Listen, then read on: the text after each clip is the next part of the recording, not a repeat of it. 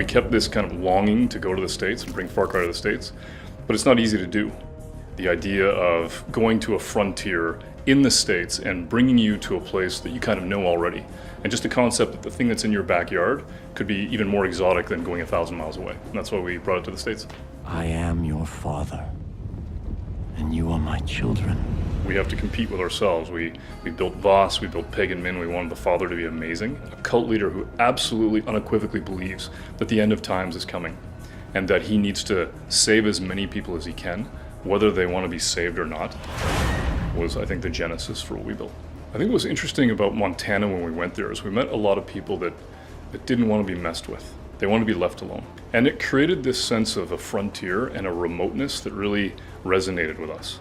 And what was cool about the language of some of the things we're hearing was, sort of, maybe don't trust the government and we can do it ourselves. What happens when somebody else shows up and says, yeah, I agree with you, don't trust the government and we can do it ourselves and I will provide.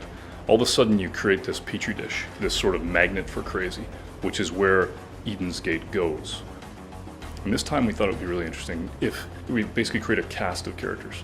And you've got, the family, you've got the entire group at Eden's Gate, you've got Joseph and Jacob, John and Faith, and they each have their own personalities, and they each even have their own agenda.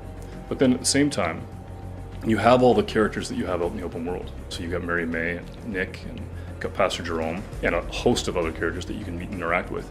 And when we see those characters come to life, and we see that they're not just AI waiting around to give you a mission, they have real personalities, they have opinions about stuff. The world feels real. You're gonna need to get help. And when we were in Montana, we met really interesting people that we imagined could really take care of themselves. I think that what's cool about that is that you go out into the world and you meet people for the first time. You don't know them.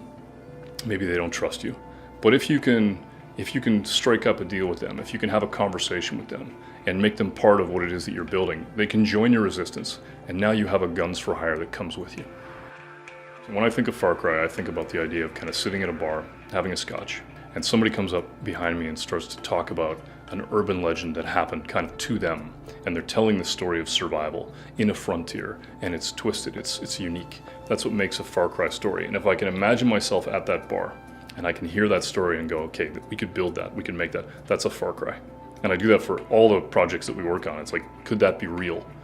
And in this case, I think that bar is actually in Montana.